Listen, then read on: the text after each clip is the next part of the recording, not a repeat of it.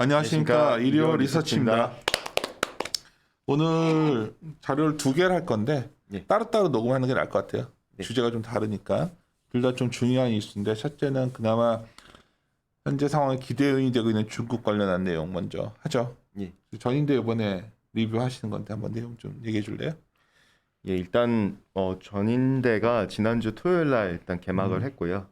이번 전인대와 관련해 가지고 기존에 저희가 2월 초 때 지방정부 양해를 갖다가 통해서 일단은 앞으로 전인대가 어떤 얘기들이 나올지를 갖다 미리 사전에 점검을 했다 했었는데 웬만한 것들은 시장 컨센서 그러니까 제 쪽 단에서 컨센에 좀 부합을 했던 것 같아요. 근데 이제 좀 다만 시장과의 컨센에 있어서는 약간 좀 미진했었던 부분들도 있을 테고 근데 시장에 제가 예상한 것보다 컨센이 조금 더 서프라이즈한 부분도 어느 정도 있었거든요. 살펴보면은 어쨌든 중국이 부양책 갖다가 추진한다라고 공식화 이제 했습니다.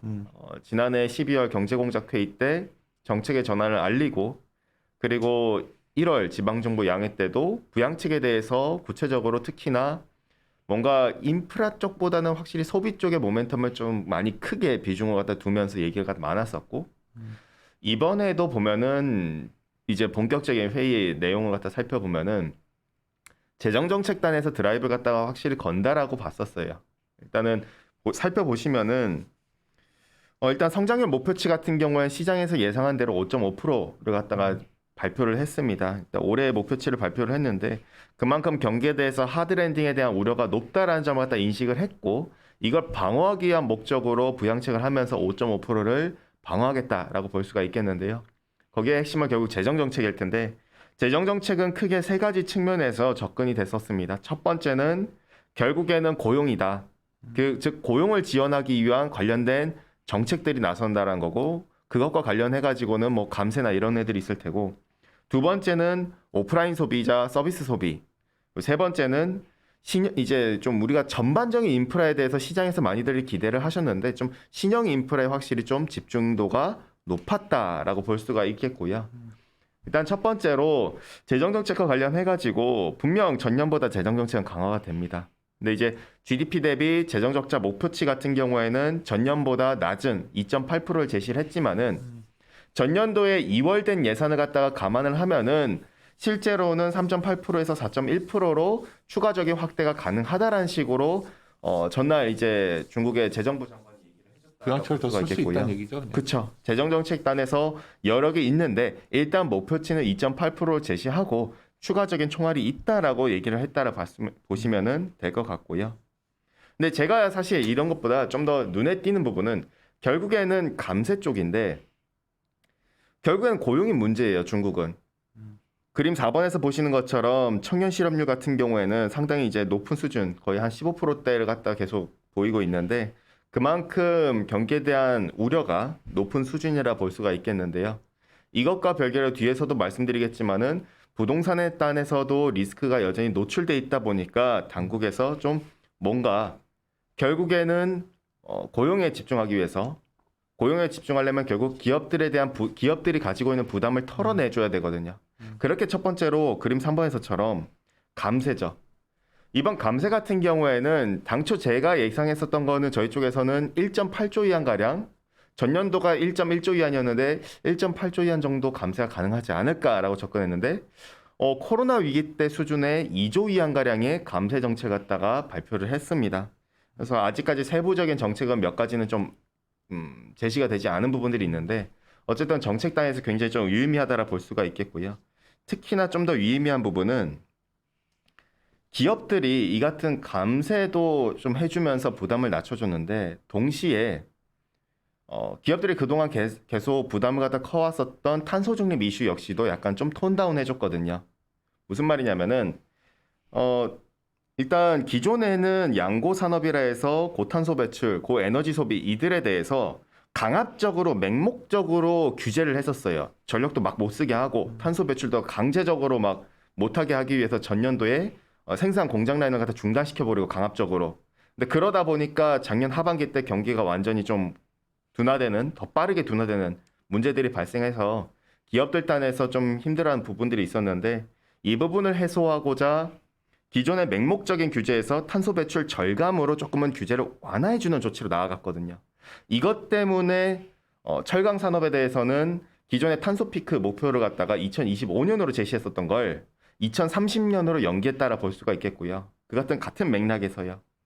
즉 결과적으로 기업들이 가지고 있는 부담을 갖다가 감세라던가 내지는 이 같은 환경 규제라던가 좀 톤다운을 해주면서 좀 어떻게 보면은 고용을 갖다가 좀 장려하려 하는 유도하려 하는 정책이지 않겠는가.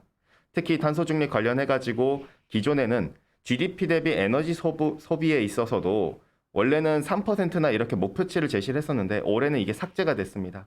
그만큼 약간 좀 속도 조절을 계속 하고 있는 게 아닌가라고 볼 수가 있겠고요.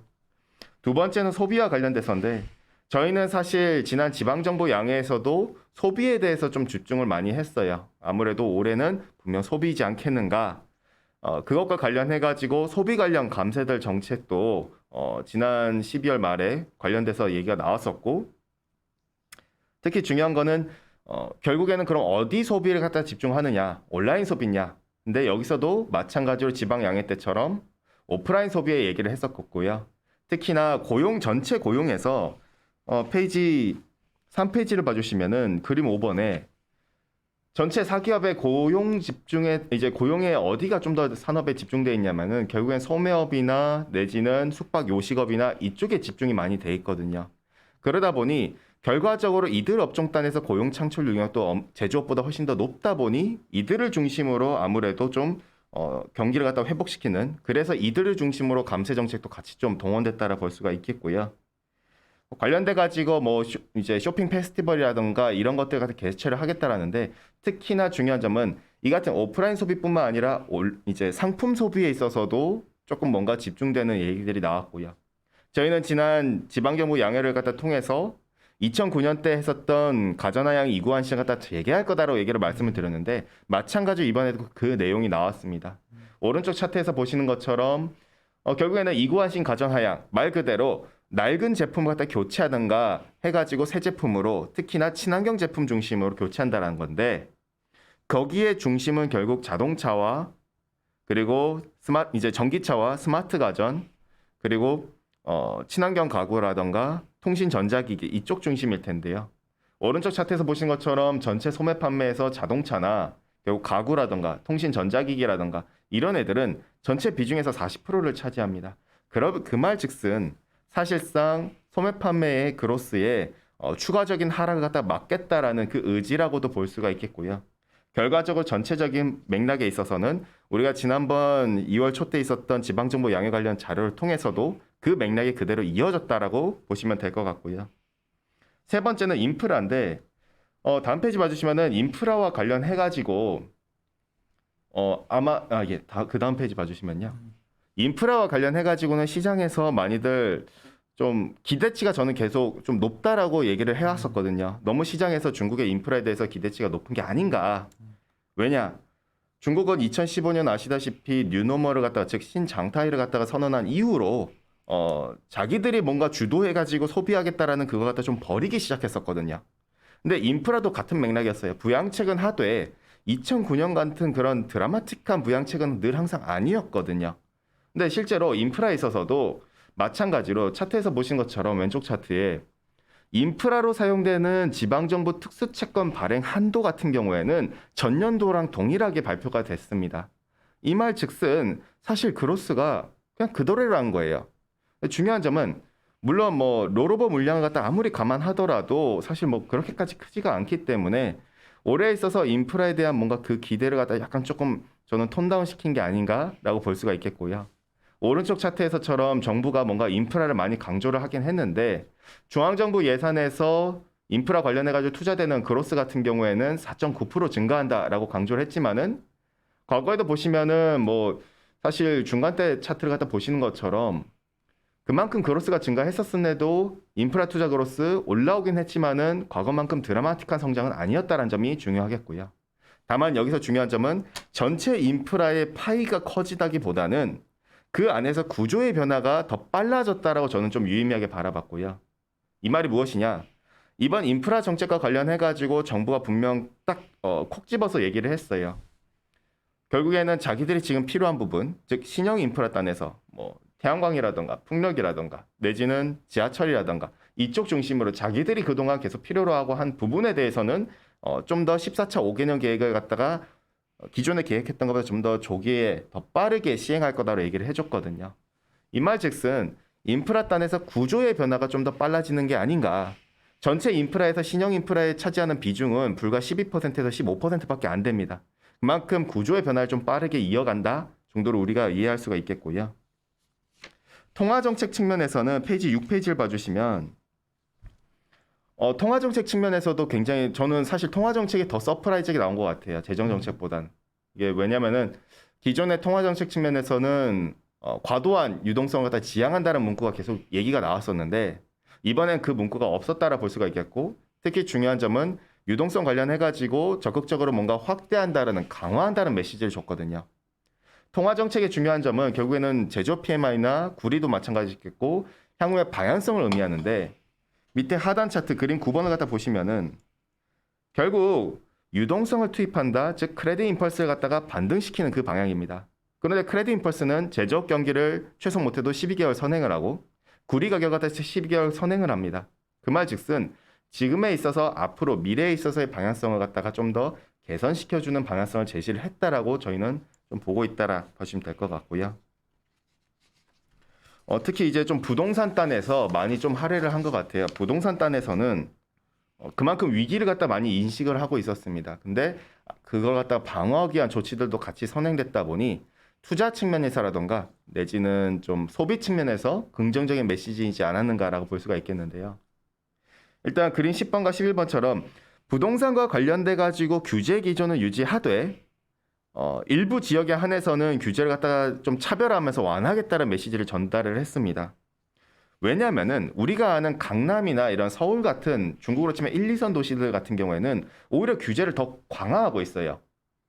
학군 지역 갖다 중심으로 2월 초 때는 오히려 너무 투기가 심하다 보니 규제를 갖다 하고 있거든요. 반대로 3선 도시나 4선 도시들 같은 이런 지방 도시들 같은 경우에는 상당히 어떻게 보면 좀 힘든 형국입니다. 이제 헝다파 리스크도 있겠지만은 굉장히 이제 좀 뭐랄까요 미분양 사태들이 계속 터지기 시작하고 있거든요. 그림 10번에 봐주시면은 실제로 3선 도시들 같은 경우는 거래량이 거의 뭐 급격하게 하락을 했고 11번을 갖다 봐주시면은 미분양 재고 비율에 있어서도 마찬가지로 1선 도시 같은 경우에는 사실 그렇게 과거랑 비교해서 보면은 그렇게까지 부담적인 수준은 아닌데 반대로 그 이외 지역들 같은 경우에는 조금 고민되는 부분이라는 것이죠.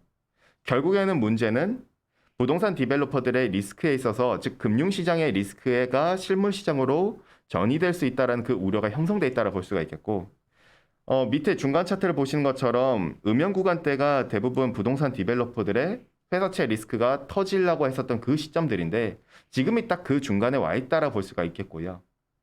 근데 그렇기 때문에 당국에서는 어떻든 부동산 시장 단에서 회사채 리스크가 실물 부동산 시장으로 전이되는 것 갖다가 차단하기 위한 조치들이 많이 나오고 있습니다.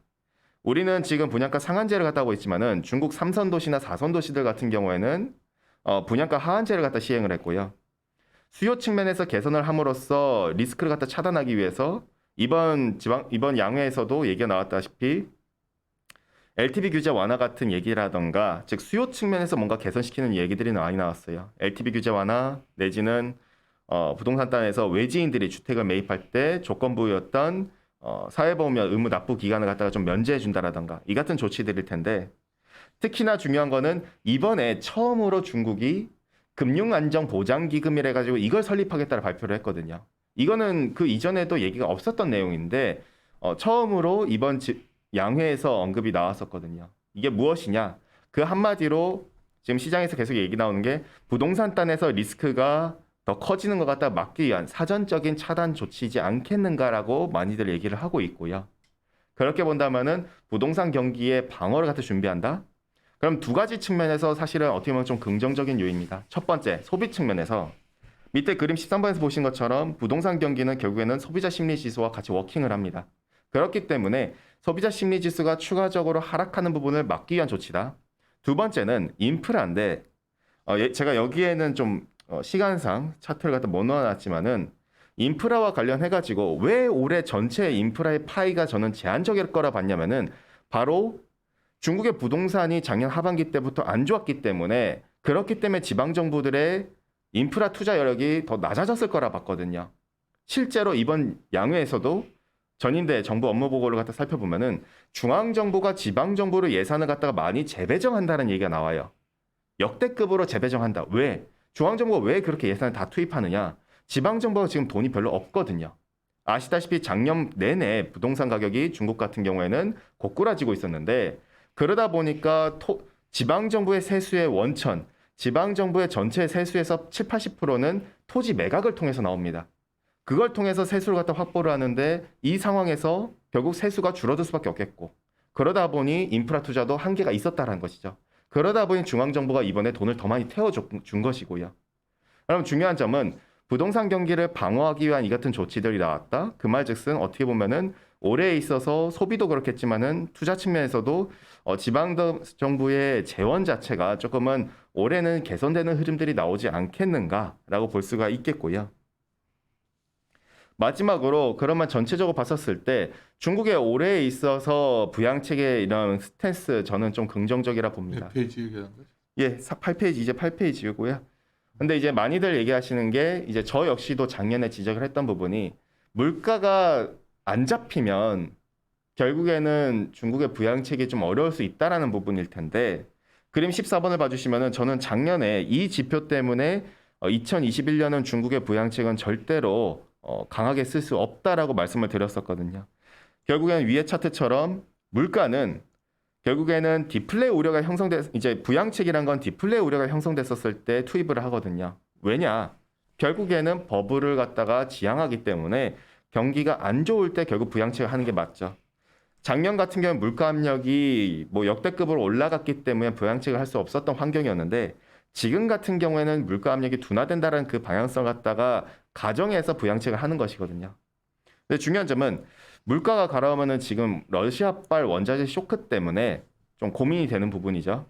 유가도 지금 120불대, 130불대로 날아갔고 브렌트유 같은 경우에는 어제 뭐 니켈 같은 경우에 사실 수급이 타이트한 상황에서 숏스퀴즈가 나왔다 보니까 다 뭐 터지기 시작했고 소맥 같은 경우에는 글로벌 최대 수출 중 2개 국가가 지금 전쟁 중이기 때문에 마찬가지고 유가가 올라가다 보니 다른 원자재들 원래 러시아한테 민감도가 낮은 원자재들도 꿈틀꿈틀 되기 시작하고 있거든요. 그러면 여기서 물가가 안 잡힌다면은 우려가 될 수 있고 부양책을 못 할 수도 있는데라고 얘기가 나올 수 있는데 근데 제가 중국의 경우는 조금은 그래도 그나마 양호하다라고 좀 접근하는 이유가 8페이지에 그림 15번을 봐주시면 지난 2일 날 중국의 은보감의 주석이 분명 그 메시지를 던졌어요. 자기들은 서방식 제재를 갖다가 지향한다라고 얘기를 했거든요. 그러면서 서방식으로 러시아를 제재할 동참할 생각이 없다라고 얘기를 해줬는데 이 말 즉슨 자기들은 계속 러시아산 원자재를 살 것이라는 메시지예요. 사실상. 그림 15번에서 보신 것처럼 러시아산 같은 경우에는 원자재 가격이 많이들 원자재 가격이 올랐다라고 하지만은 러시아산 제품은 아닙니다. 오히려 빠지고 있어요. 같은 거는 정말 엄청 싸지. 스프레드가 엄청 그쵸. 벌어졌더라고요. 스프레드가 많이 벌어졌죠. 그만큼 프리미엄이 엄청 할인되어 있는 상태인데 그렇기 때문에 중국 입장에서는 어쨌든 러시아랑 계속 거래를 하고 있고 그럼 러시아산에서 물건을 갖다 장기 계약을 맺어놨거든요. 특히나. 그런 것들도 많을 테고 장기 계약 아니더라도 지금 같은 할인 상황에서 충분히 납품을 받을 수 있다. 더 유리한 조건이죠. 중국 입장에서는. 오른쪽 차트에서 보신 것처럼 그림 16번에 제가 여기 음영 구간을 설정을 안 했는데 2018년 때도 그 당시 때도 중국은 미국이 당시에 러시아도 제재하고 이란도 제재하고 베네수엘라도 제재할 거라고 얘기했었을 때 중국은 그냥 가만히 있다가 나중에 러시아산 계속 수입을 해줬어요. 그러면서 어떻게 보면 중국 입장에서는 굉장히 매력적이었던 구간이었겠죠. 그렇기 때문에 이번 역시도 본다면은 누가 그런 물가 컨트롤 갖다가 지금 가능하느냐. 제가 볼 땐 유럽보다는 무조건 중국이다라 보고 있고요. 유럽 같은 경우에는 애시당초 작년도 같은 경우에는 천연가스에 대해서 러시아랑 계약을 할 때 장기 계약을 안 맺었기 때문에 해지도 제대로 못했기 때문에 엉망진창이 돼버리면서 전력 가격이 날아갔었고 반대로 중국 같은 경우에는 원래 중국뿐만 아니라 원래 아시아 기업들 대부분이 좀 장기 계약을 많이 맺어요. 근데 그만큼 안정성을 추구한다는 사실이죠. 근데 그 같은 상황에서 이만큼 만약에 더 할인된다면은 중국한테는 더욱더 매력적인 이슈라고 볼 수가 있겠죠. 그렇기 때문에 물가적인 측면에서 컨트롤, 부양책에 대한 능력이라든가 본다면은 중국은 그래도 그나마 좀 양호하지 않겠는가라고 본다면은 최근에 유로화의 이 같은 약세는 이해가 되는 부분이고 우리가 봤었을 땐 여전히 중국은 부양책에 대한 여건은 좀 더 낫다라고 봐주시면 될 것 같습니다. 좀 긴 부분일 텐데 뒤에는 제가 좀 관련해가지고 내용 전문이라던가 뭐 표에서 9페이지에는 표에서 보신 것처럼 주요 내용 그냥 핵심적인 내용을 다 좀 요약한 것들이 있어요. 이제 전인대에서 어떤 내용의 핵심적인 내용이 있는가 이건 그냥 참고만 하시면 될 것 같고요. 제가 쭉 들었는데 네. 사람들이 이제 내가 왜 오늘 이걸 녹음을 어제부터 하려고 했냐면 우리 러시아 우크라이나 사태가 되니까 유로존은 진짜 안 좋아지는 것 같아요 지금. 네. 그리고 미국 입장에서 뒤에 이제 유가 관련해서 녹음하겠지만, 근데 중국 입장에서는 오히려 여러 가지 이제 부양책도 쓸 수가 있고, 아까 방금 전에 지적했던 부분 굉장히 이게 블록화돼서 경제가 돌아가는데, 뭐 중국 입장에서 나쁠 게 없는 상황. 그래서 약간 좀 중국은 그냥 바라만 보는 것 같아요. 뭐 이렇게 돼도 자기들은 뭐 더 유리한 조건? 그러니까 이런 상황이라는 걸 알고 계시라는 거죠. 뭐 우리가 금융이라는 거는 다 같이 망가질 때 나오는 거거든요. 예. 완전히 다 같이 무너질 때 나오는 건데 저희가 어제도 이제 갑자기 요새 대면 세미나까지 생기고 막 전형 약속 생겨서 좀 많이 피곤한데요. 좀 그냥 가면은 많이들 물어보시는 게 이게 좀 약간 금융 이적 가능성 이런 것들도 생각하시는데 일단 중국만 가도 여력이 있는 것 같아서 그거는 좀 아닌 것 같다. 그래서 저희들은 좀 막 오늘 뭐 니켈 가격이 숏스퀴즈 나면서 막 급등하고 이럴 때가 뭐 또 아침에 공포에 질려 있는 것 같아요 지금. 뭐 근데 이제 뭐 일단 오늘은 이런 내용과 뒤에 이제 유가 얘기할 건데 들으시면서 전반적으로 그렇게까지 뭐 최악의 상황을 염두에 두지 마셔라 이런 얘기 드리고 싶어서 중국은 열심히 정책 쓸 것 같은데요 이제. 네, 중국은 이제 제가 볼 때는 이제 4월 말에 중국 공산당 중앙정치국 회의가 있습니다. 기본적으로 지금은 아직까지 PPI가 조금 유의미하게는 못 내려왔지만은 일단 4월 달을 갖다가 기점으로 해가지고 정치국 회의 이후에 전후로 해서 정책의 강도가 좀 세지지 않겠는가 이렇게 좀 접근을 여전히 하고 있다라 봐주시면 될 것 같습니다. 중국 관련해서는 이 정도 마무리 짓고 네.